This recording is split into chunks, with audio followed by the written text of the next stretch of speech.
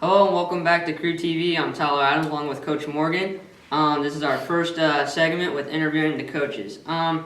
Coach, we've had 2 weeks of the regular season now for the cross-country season and have done pretty well. The girls team has finished first in both their races and the guys have finished first and second. What are you most proud of in those first 2 weeks? Through the first 2 weeks, really just getting through the heat. You know, this September's been the hottest September that we've had in quite a while. I think I saw that on the news the other day. And so for the runners to just be able to overcome that a little bit, we've had to adjust practices because of the heat. And so we're probably not as fresh as we'd like to be or where we'd like to be as far as mileage during the season. But for them to be able to get through that heat and still be able to do well at the meets, I'm just proud of their efforts. Last week was the state preview at Wamego, and we had some pretty good finishers. Daisy DeWint led the girls' team and took second, and Tanner Lindahl led the boys' team and took third. Give us an input on how those races went. I thought the races went really well. We finally got a good Saturday morning to run. It wasn't too hot. Temperature was pretty nice. Course is tough up in Wamego, and probably the toughest competition we're going to see until we get to Ramrock. But like you said, a preview of the state meet, the guys right now we're a little behind where I think we'd like to be. However, if you look at our mileage and where we're at, we're pretty on task for where we were last year. I'm not really worried about where our guys finished. Tanner, I thought, had a good race, ran pretty much what he needed to run. Hayden was in the top 10, did pretty well. I think we have Wyatt Bunce and Spencer Hines, our two freshmen, and they're kind of figuring out the 5K. And I think when they do, it's going to be a scary thought. And then got to get Cordell healthy, and I think that'll make a difference on the boys' side. But I thought they raced really well for where we're at right now. The girls was just nothing short of amazing what they absolutely did, making a statement out there on Saturday. To be able to, in a 16-team meet, be able to only score 25 points and win by 56 points, it's pretty impressive. They took off in a pack and were able to stay up in that pack and put 5 in the top 11. Like you said, led by Daisy, of course, Evan Willison and Leah Bentley and Emily Madison, and then a freshman, Lindsay Warner, was up there.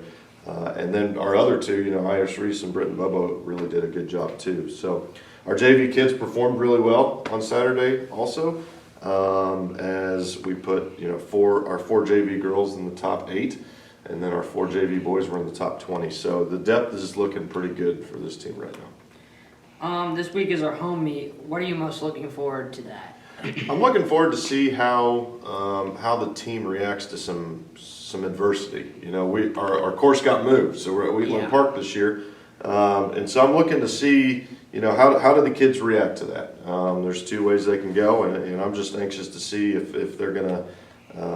I know they're disappointed that we don't get to run our home course. We feel like it's a good advantage for us, and so it kind of evens the playing field out a little bit. But just anxious to see how they step up and fight through that adversity. All right, thank you, Coach, and best of luck to the rest of your season. Thank you. And make sure it's the home meet at Wheatland Park here in Bueller on Thursday, so make sure you come support your cross-country team. Welcome back to Cru TV in our third segment of the Touchdown Drive with Coach Warner. Welcome back, Coach. Thank you. Just first off, congrats on your 55-0 blowout against El Dorado. Well, thank you. I felt like our defense was outstanding. We set a second best school record for total yards, was allowing 7, and that says quite a lot about our defense. Everybody got to play, and we had a good time. Our defense was just flying around, having fun. Yeah, it seemed like most of El Dorado's plays were going like -10 yards backwards. Well, they really were. They were going backwards because our kids were flying to the ball so well. I think they had one play for like 12, 13 yards, and otherwise we would have had negative yards, and that would have been pretty neat, and it would have set a new record. So that's our new goal now, is to get negative yards against the team. Yep. Your offense was also very productive with 297 yards, and then Brigham also had 2 deep touchdown receptions. What are you going to do to use more of that in the next couple weeks? Well, we're always going to throw the ball Not a lot, but we do like to throw it. You know, if we throw 10 times a game, then we're happy because we're able to run the football. But Brigham has a lot of speed, and Cade threw some really nice passes to him. So we're going to continue to throw the ball. We also would like to spread the ball out a little bit because as we get to better teams, they're all going to be keying on Brigham. So we've got to make sure that we use our entire offense and all of our receivers. Your next opponent, and it's homecoming night, is the 1-1 Augusta Orioles.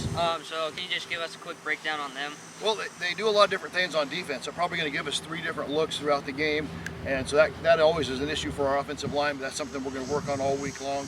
And then with their offense, they run a lot of what El Dorado does. They add a few more formations and they throw a little bit more and do a little bit different things, but it's still the flex bone that we've got to be able to stop the option, and I think we proved last week we can stop it. All right, thank you, Coach. And make sure you once again you come and support your Crusaders at 7 at Crusader Stadium Friday night.